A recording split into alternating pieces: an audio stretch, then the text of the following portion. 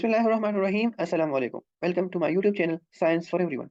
Today the video is related to molecular dynamics simulation, and in this video I will show you that how it is performed online. Basically, molecular dynamics simulation एक complex virtual experiment है in which we are checking के dynamically हमारा dot complex किस तरह behave कर रहा होता है. इसके लिए high performance computers चाहिए होते हैं, but there are online tools that can perform it for you. So basically in this video, I will teach you okay, what is basically MD simulations, how we will perform it, and in the last how we will interpret the results के MD simulations के results क्या होते हैं. मैं आपको बहुत basic तरीके से MD simulations के बारे में समझाऊंगा. There are plenty of videos जिसमें MD simulation अच्छी तरह explain किया होगा. बट इन दिस वीडियो मैं आपको बहुत बेसिक और बहुत एनालॉजीज के थ्रू आपको समझाऊंगा कि MD सिमुलेशन हम परफॉर्म क्यों करते हैं और बेसिकली ये क्या हमें क्या इंपॉर्टेंस देते हैं. ठीक है, तो let's start with the video कि MD सिमुलेशंस क्या है. मैं पिछली वीडियो में ये मैंने आपको एक डॉग कम्प्लेक्स डॉकिंग परफॉर्म की थी और हमारे पास डॉग डॉग कम्प्लेक्स की रिजल्ट्स आई थी और हमारे पास एक डॉग कम्प्लेक्स आया था जिस तरह ये एक डॉग कम्प्लेक्स है. ठीक है, इस तरह का एक डॉग कम्प्लेक्स हमारे साथ आया था and we were visualizing different bonds that were that were bonded to different amino acid of that receptor. ठीक है, तो डॉग कॉम्प्लेक्स में इस तरह ही होता है, लेकिन हम इसकी फिर एमडी सिमुलेशंस क्यों परफॉर्म करते हैं. बेसिकली अगर मैं आपको एमडी सिमुलेशंस की डिफिनीशन इस एनालॉजी के थ्रू बता दूं तो आपको इजीली समझ आ जाएगी. जब हम डॉकिंग करते हैं तो हमारा जो लिगेंड है वो जो प्रोटीन के साथ वो बाइंड हो जाता है एंड इट आल्सो शोज के जो है ना हमारे लिगेंड का कौन सा पार्ट किस अमीनो एसिड्स के साथ इंटरेक्ट कर रहा है. Either it is van der Waals forces और either it is hydrogen bonding और अदर इंटरेक्शंस. ठीक है, लेकिन डॉकिंग में हमारे साथ जो प्रोटीन होता है और जो लिगेंड होता है वो स्टैटिक होता है, एक ही पोजीशन पे होता है, एक ही कंफर्मेशन पे होता है. बेसिकली हमारा जो प्रोटीन है वो स्टैटिक होता है और हमारा लिगेंड जो होता है ना वो उसके इर्द-गिर्द घूमता है. ठीक है, I basically explain this concept in the docking video, लेकिन मैं एक छोटी-सी रिकैप करने जा रहा हूँ. ठीक है, तो उसी डॉकिंग में हमारा प्रोटीन स्टैटिक होता है और हमारा लिगेंड जो है ना वो उसके इर्द-गिर्द घूमता है and after that it bind to the active site into the active site और उसके साथ बाइंडिंग हो जाती है. लेकिन अगर हम अपने सेल्स के अंदर देख लें तो basically all of our cellular environment is dynamic. जो प्रोटीन्स हमारे सेल्स के अंदर है, जो कंपाउंड्स हमारे सेल्स के अंदर है वो डायनामिक पोजीशन पे होते हैं. ठीक है, they are basically dynamic nature. वो ना अपने कन्फर्मेशंस चेंज करते रहते हैं. ठीक है, सो वी आर चेकिंग के डॉकिंग पे में तो हमारी जो लिगेंड है वो प्रोटीन के साथ बाइंड हो गई, लेकिन जो अगर ये डायनामिक पोजीशन पे आ जाए तो either our ligand will still bind it to the receptor और नॉट. ठीक है, तो ये मालूम बहुत ज़रूरी है, ये मालूम करना बहुत ज़रूरी है. अगर फॉर एग्जांपल डॉकिंग में हमारे साथ लिगेंड टाइटली बाइंड हो गया, लेकिन हमें अगर डे सिमुलेशंस में वो लिगेंड बाइंड नहीं हो सकता due to the kinetic energy. ठीक है, तो वो भी फिर भी हमारे साथ अच्छी बात नहीं है and that ligand will not perform well. ठीक है, तो ये जो है ना ये जानना बहुत ज़रूरी है. Basically it is a virtual experiment. ठीक है, हम लेबोरेटरी में हम जब एक्सपेरिमेंट परफॉर्म करते हैं तो लिगेंड को हम जो है ना वो हमारा जो प्रोटीन होता है वो एक एक्वस सॉल्यूशन में होता है और हमारा लिगेंड जो है ना हम उसको लिगेंड से माइक्रोपिपेट से लिगेंड जो है ना ट्रांसफर करते हैं और वो जाके जो है ना हमारे उस प्रोटीन के साथ मिल जाता है. ठीक है, उसके बाद हम चेक करते हैं कि वो हमारा प्रोटीन जो है ना टाइटली बाइंड हुआ है या बाइंड नहीं हुआ है. ठीक है, तो इसी तरह एक्सपेरिमेंटली हम कर सकते हैं. लेकिन हम जो है ना अगर फॉर एग्जांपल हमारे पास 1000 लिगेंड्स हो और एक ही प्रोटीन हो तो 1000 लिगेंड्स के लिए 1000 एक्सपेरिमेंट परफॉर्म करने पड़ते हैं. ठीक है, तो ये एक बहुत हेक्टिक प्रोसेस है, टाइम कंज्यूमिंग है. और एमटी सिमुलेशन ये एक वर्चुअल एनवायरनमेंट हम प्रोवाइड करते हैं. ठीक है, वर्चुअली हम ये एक्सपेरिमेंट्स परफॉर्म करते हैं. उसी प्रोटीन को एक वाटर बॉक्स के अंदर जो है ना बंद कर लेते हैं. ठीक है, उस डॉक कॉम्प्लेक्स को and after that we different algorithms के थ्रू उसको हम डायनामिक बना लेते हैं. ठीक है, और डिफरेंट कन्फर्मेशंस के बाद हम देखते हैं कि आवर लिगेंड इज जो है bind tightly bind to that receptor और नॉट. तो ये मॉलिक्यूलर डायनामिक सिमुलेशन की एक छोटी-सी जो है ना कांसेप्ट है कि हम इसलिए एमडी सिमुलेशन परफॉर्म करते हैं. ठीक है, परफॉर्मेंस से पहले अगर मैं आपको एक छोटी-सी वीडियो में आपको दिखा दूँ, तो आपको और भी आसानी हो जाएगी. ठीक है, फॉर एग्जांपल ये एक वीडियो वीडियो है. ठीक है, ये एमडी सिमुलेशन है. ये देखिए हमारा ये लिगेंड जो है ना बैकग्राउंड पे हमारा प्रोटीन है. For example this is the active site of that protein और हमारा जो लिगेंड है वो इसके अंदर जो है ना बाइंड हुआ है, लेकिन ये एक स्टैटिक डायनामिक पोजीशन पे है. अगर आप देख लें इधर ये जो येलो येलो बॉन्ड्स है ना, ये जो है ना ज़ाहिर भी होते हैं और फिर टूट भी जाते हैं, फिर फ़ॉर्म होते हैं, फिर टूट जाते हैं, फिर फ़ॉर्म होता है, फिर टूट जाता है. ठीक है, तो ये बेसिकली हमें बताया होता है. ठीक है, कि ये जो बॉन्ड्स हैं ये बनते भी हैं और जो है ना वापस डिफ़ॉर्म भी होते हैं. ठीक है, तो ये हम एक ख़ास टाइम उसको देखते हैं कि इसी टाइम के मुताबिक जो है ना आप अपनी सिमुलेशंस परफ़ॉर्म करो और हमें बताओ कि हमारा ये जो लिगेंड है वो फिर भी बाइंड हुआ हुआ है या नहीं हुआ. ठीक है, तो ये इसकी छोटी-सी कांसेप्ट है, तो ये बहुत ज़रूरी है. आफ्टर सिमुलेशन हम कह सकते हैं कि हमारा जो लिगेंड है वो बेस्ट बाइंड होता है या बेस्ट बाइंड नहीं होता है. ठीक है, तो ये सब कुछ इसके बारे में था. Now we will perform MD simulations कि किस तरह परफॉर्म होते हैं. इसके लिए हमारे पास एक सॉफ्टवेयर है दैट इज नोन एज सी बायोलेट. ठीक है, सी बायोलेट एक सॉफ्टवेयर है. ठीक है, ऑनलाइन टूल है जो आपके लिए सिमुलेशंस परफॉर्म करता है. इस प्लेटफ़ॉर्म को एक्सेस करने के लिए आपको एक इंस्टीट्यूशनल ईमेल चाहिए होता है, जो आपकी यूनिवर्सिटी आपको प्रोवाइड करती है, ठीक है? तो ये इसका होम पेज है, ठीक है? आफ्टर दैट आप अपनी प्रोजेक्ट डिस्क्रिप्शन नाम दोगे, माय सिमुलेशन, उसके बाद जब आपकी जो डॉक कॉम्प्लेक्स है, जो आपके पास एक डॉक कॉम्प्लेक्स आई हुई है डॉकिंग के बाद, ठीक है? तो आप उसको इधर अपलोड करोगे, ठीक है? एंड यू शुड नो कि आपकी जो डॉक कॉम्प्लेक्स है वो पीडीबी फॉर्मेट में हो, ठीक है? पिछली वीडियो में जब मैंने डॉकिंग परफॉर्म की थी, तो I have shown you that how you will save your dock complex in PDB format. तो आप डॉकिंग रिजल्ट जो है ना इधर अपलोड कर ले, ठीक है? सिंगल डॉक कॉम्प्लेक्स आप इधर अपलोड कर लें and that that dock complex means कि आपका लिगेंड एक्टिव साइट के साथ बाइंड जो है हो। आफ्टर दैट जब अपलोड करेंगे आप अपनी टारगेट लिगेंड नेम को टीएसडब्ल्यू कोई भी नाम दे सकते हैं, 3 लेटर कोड्स जो है ना या 4 लेटर कोड से अपने जो है ना लिगेंड को नाम दे सकते हैं, ताकि उस कंप्यूटर को पता हो कि प्रोटीन के अलावा एक लिगेंड भी उसके साथ है, ठीक है? After that pre processing parameters को थोड़ा सा जान लें, ठीक है? It is the force field. ये डिफरेंट जब हम एल्गोरिथम्स यूज़ करते हैं, इसके लिए स्क्रिप्ट्स यूज़ करते हैं, ठीक है? तो ये बेसिकली स्क्रिप्ट्स ही है, लेकिन ये एक जीयूआई इंटरफेस के थ्रू आपको जो है ना दिखाया गया है, ठीक है? कि आप इस तरह भी परफॉर्म कर सकते हैं। तो this is you should select that amber. Amber जो है ना, एम्बर एसएस9बी, ये एक अच्छा फोर्स फील्ड है। दिस मीन्स कि ये सारा एल्गोरिथम्स इसका ही यूज़ करेगा, ठीक है? After that water, basically water box जो है ना उसको हमने जो है ना देना है इस कॉम्प्लेक्स को। वाटर बॉक्स का क्या मतलब है, अगर मैं आपको छोटी-सी एक तस्वीर दिखा दूँ, ठीक है? बेसिकली मैंने आपको बताया था कि आपने अपने प्रोटीन को वाटर बॉक्स के अंदर बंद करना है, ठीक है? जिस तरह हमारे सेल के अंदर 90% वाटर है, ठीक है? तो इसी तरह हम अपने डॉग कॉम्प्लेक्स को भी 90% वाटर के अंदर ही बाइंड करेंगे, कि उसको एक cellular environment, virtual cellular environment हम अपने डॉग कॉम्प्लेक्स को देखते हैं। हम उसको बताते हैं कि सेल, आप एक सेल के अंदर हो, ठीक है? And how you will perform inside the cell, ठीक है? तो हम वर्चुअली इस तरह परफॉर्म करते हैं, तो उसके लिए हमने एक उसको एक वर्चुअल एनवायरनमेंट देना होगा, जो जिसे कहते हैं वाटर बॉक्स। तो H2O इसके इर्द-गिर्द होगा, तब हम देखेंगे अब कि इसका जो है ना किस तरह बिहेवियर है। तो इधर ये वो वाटर बॉक्स है। आफ्टर दैट ट्राइक्लिनिक या क्यूबिक, इसकी जो है ना आप अपनी पोज़ीशन देख सकते हैं, ठीक है? कि आप वाटर बॉक्स की क्यूबिक रखते हैं या ट्राइक्लिनिक रखते हैं या जो है ना ऑक्टाहेड्रॉन रखते हैं, ठीक है? सो बेसिकली आई रिकमेंड कि ऑक्टाहेड्रॉन रख लें, ठीक है? ये जितना वाटर बॉक्स बड़ा होगा तो उतना अच्छा होगा। अगर आपका प्रोटीन कॉम्प्लेक्स बहुत बड़ा है, ठीक है? तो बेसिकली चूज़ द ऑक्टाहेड्रॉन। अगर छोटा है तो क्यूबिक या ट्राइक्लिनिक जो है ना आप रख सकते हैं। न्यूट्रलाइज़्ड बाय NaCl, ठीक है? बेसिकली ये एक बफर है, तो यू शुड ऐड NaCl और उसकी कंसंट्रेशन एज़ अ डिफ़ॉल्ट 0.15 होनी चाहिए, ठीक है? तो वाटर बॉक्स के अंदर आपके पास NaCl भी होगा, ठीक है? और H2O भी होगा, ठीक है? और इसकी NaCl की कंसंट्रेशन 0.15 होगी। अच्छा, आयन नेम और कंसंट्रेशन अगर आप ये देना चाहते हैं तो दे सकते हैं, बट एज़ अ डिफ़ॉल्ट आप इसको जो है ना ऐज़ ही रहने दें। एनर्जी मिनिमाइज़ेशन, ठीक है? एनर्जी मिनिमाइज़ेशन के बारे में मैंने वीडियो नंबर 4 में आपको बताया भी था। पहले अपनी डॉग कॉम्प्लेक्स को मिनिमाइज़ करते हैं। इसके अंदर जितने भी क्लैशेज़ हैं, उसको मिनिमाइज़ करते हैं, ठीक है? उस क्लैशेज़ के बारे में, इन सब के बारे में मैंने पिछली वीडियोज़ में आप लोगों को बताया बताया है। आप उस स्टेबिलिटी एनालिसिस वाली जो है वीडियो में आप एनर्जी मिनिमाइज़ेशन डिटेल के साथ देख सकते हैं कि what is basically energy minimization. 5000 steps तो मीन्स के 5000 टाइम्स जो है ना, ये एनर्जी मिनिमाइज़ेशन करेंगे। एक दफ़ा करेगा, फिर करेगा, फिर करेगा, ठीक है? इस तरह 5000 टाइम जो है ना, ये डॉग कॉम्प्लेक्स को जो है ना चेक करेगा। आफ्टर दैट इक्विलिब्रेशन पैरामीटर्स, ठीक है? तो ये पैरामीटर्स आपने एज़ अ डिफ़ॉल्ट रखने हैं। टेम्परेचर आपने 300 केल्विन रखनी है, जैसे 37 डिग्री सेंटीग्रेड हमारे बॉडी का होता है, ठीक है? प्रेशर आपने 1 एटीएम रखनी है and it is also basically हमारी जो है ना 1 एटीएम हमारी भी इंटरनल प्रेशर ही ह्यूमन बॉडी की भी इंटरनल प्रेशर 1 एटीएम ही होती है, ठीक है? उसके बाद इक्विलिब्रेशन टाइम जो है ना 100, तो आपने इसको जो है ना मैक्सिमम रखना है, ठीक है? कि 1000 पिकोसेकंड मीन्स के 1 नैनोसेकंड तक आप इसको देख लें, ठीक है? कि जो है ना ये कॉम्प्लेक्स जो है ना स्टेबल है या नहीं है। मीन्स के 1 नैनो सेकंड तक देख लें कि what is the behaviour of this dog complex. एक छोटी-सी बात मैं आपको बता दूँ, बेसिकली जो है ना अगर आप जो है ना इस टाइम को ज़्यादा करेंगे तो ये ज़्यादा टाइम लेगा, अगर कम करेंगे तो कम टाइम लेगा। रिसर्च पेपर्स में बेसिकली 100 नैनो सेकंड जो है ना वो कंपल्सरी होता है, ठीक है? कि अगर 100 नैनो सेकंड तक देख ले तो अच्छा होता है, ठीक है? कि हमारा कॉम्प्लेक्स जो है ना वो उसकी बिहेवियर क्या है। तो 1 नैनो सेकंड जो है ना थीसिस के लिए रिकमेंडेड है।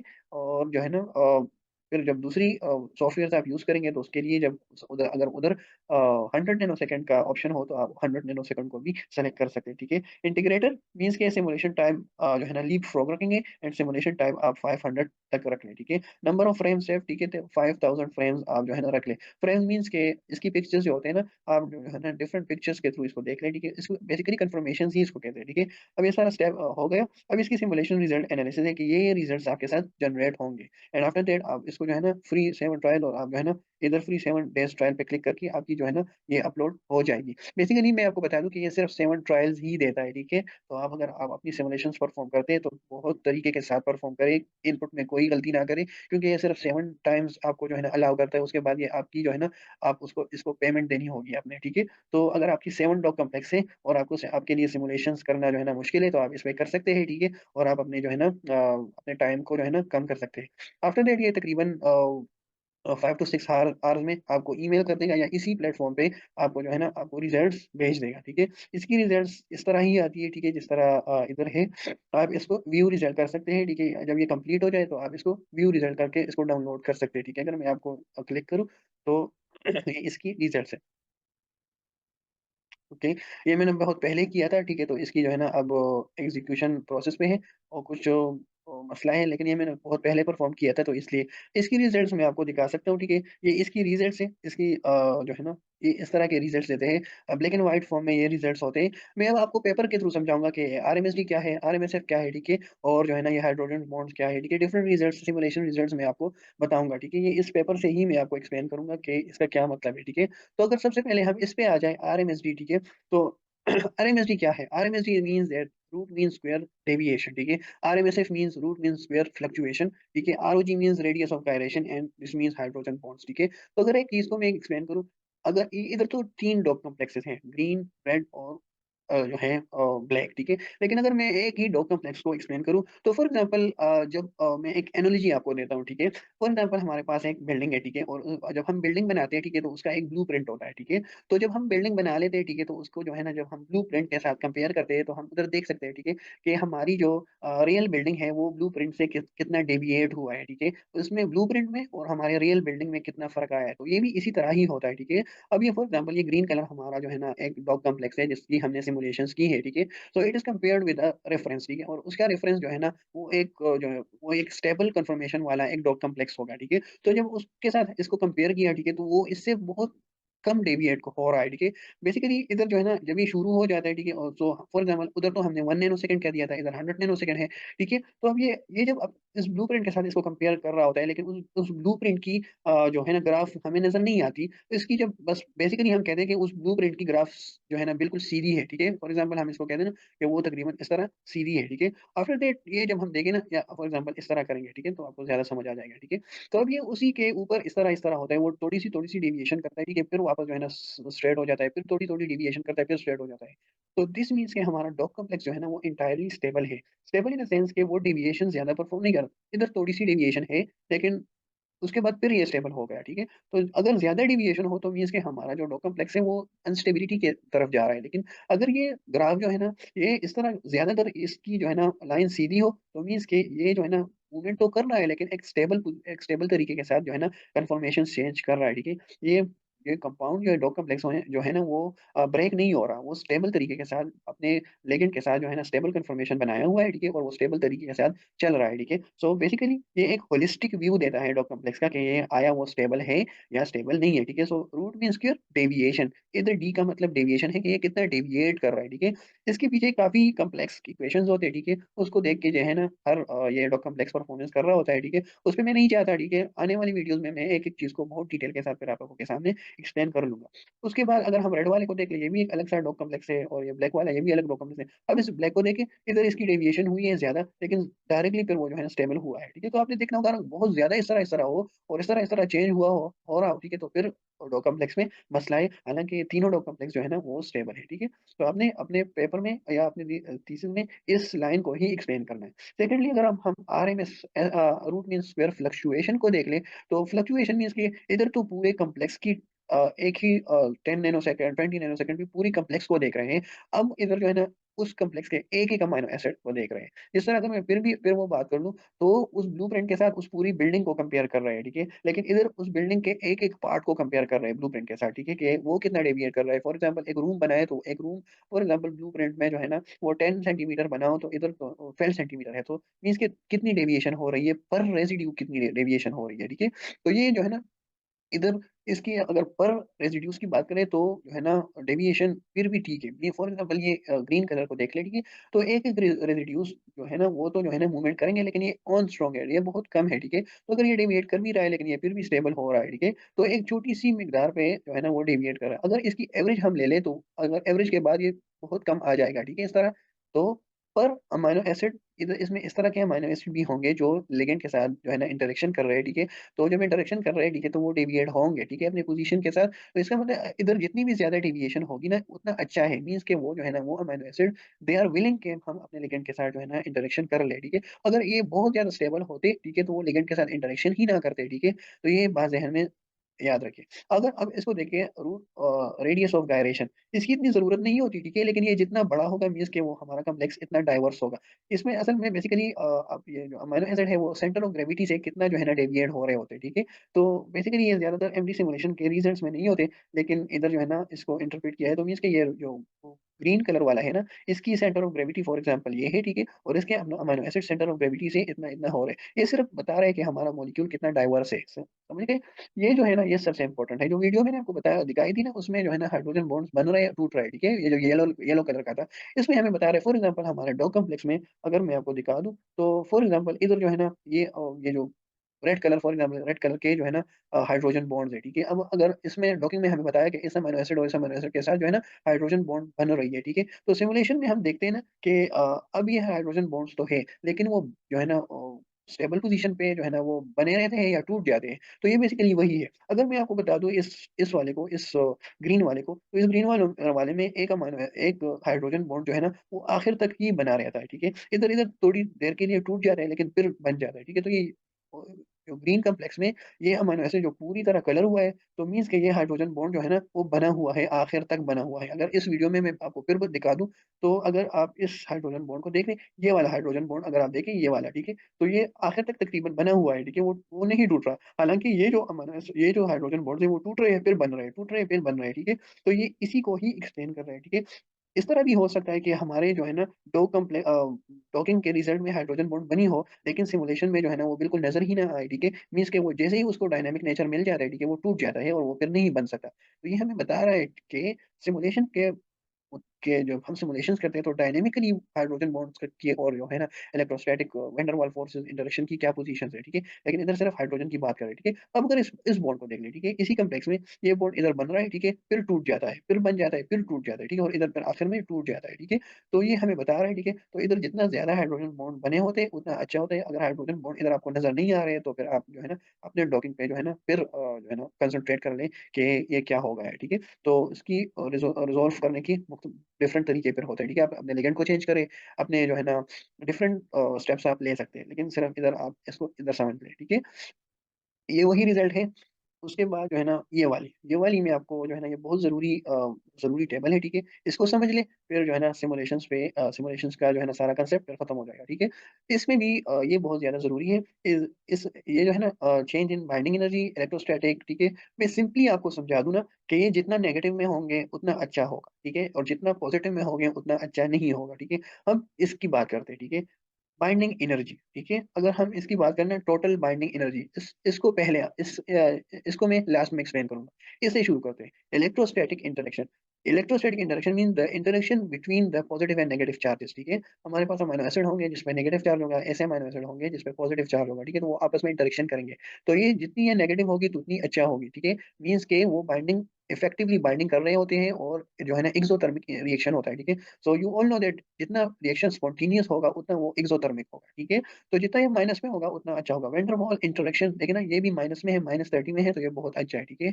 अब change in binding gas phase जब इस दोनों को प्लस करें, ठीक है? तो इससे जो है ना 50.99 आ जाती है और ये गैस फेज़ का मतलब ये है कि पहले जब हम सिमुलेशंस करते हैं तो पहले जो डो कॉम्प्लेक्स है वो वैक्यूम में ही उसकी सिमुलेशंस हो जाती है, ठीक है? उसके बाद हम वाटर बॉक्स जो है ना इंसर्ट कर लेते हैं, ठीक है? पहले जो है ना इसकी सिमुलेशन जो है ना विदाउट वाटर बॉक्स होती है, उसके बाद जो है ना एल्गोरिथम्स इस तरह सेट हुए होते हैं कि पहले डो कॉम्प्लेक्स की अ, without box water box simulations कर लेते हैं, उसके बाद जो है ना उस वाटर बॉक्स के अंदर डाल के ही सिमुलेशंस कर लेते हैं, तो दोनों को फिर कंपेयर कर लेते हैं, ठीक है?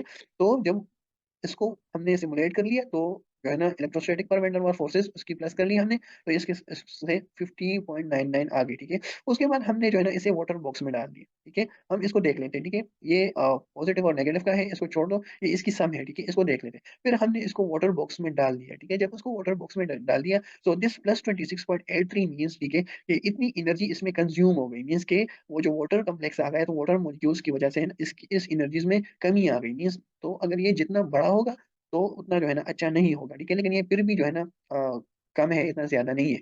तो जब हम इसको 50 से माइनस करेंगे, ठीक है, तो हमारे साथ नेट एनर्जी -24.15 आ जाएगी। तो इस दिस मीन्स के जब ये वो वैक्यूम में होता है, ठीक है, तो इसकी इतनी एनर्जी होती है, इतनी इंटरेक्शन होती है। लेकिन जब हम वाटर बॉक्स जो है ना ऐड कर लेते हैं, तो ये जो 26.80 एनर्जी है, वो ये वाटर वाटर मॉलिक्यूल्स के इंटरेक्शंस की वजह से कम हो गई, ठीक है। तो ये इनकी इंटरेक्शन फिर वाटर ने अपने साथ करनी शुरू हो गई, ठीक है। अमाइनो एसिड्स की इंटरेक्शन जो है ना वो वाटर के साथ भी शुरू हो गई, तो इसलिए ये बाइंडिंग एनर्जी थोड़ी-सी कम हो गई। लेकिन आखिर में फिर भी हमारे साथ काफ़ी जो है ना नेगेटिव एनर्जी रह गई, तो ये जितना कम होगा, माइनस में होगा, उतना अच्छा होगा, ठीक है। ये देखिए कंट्रोल 112.95 तो ये कंट्रोल से काफ़ी बड़ा है, ठीक है। तो जब ये काफ़ी बड़ा है, ठीक है, तो ये मतलब काफ़ी माइनस में है, तो ये अच्छा है, ठीक है।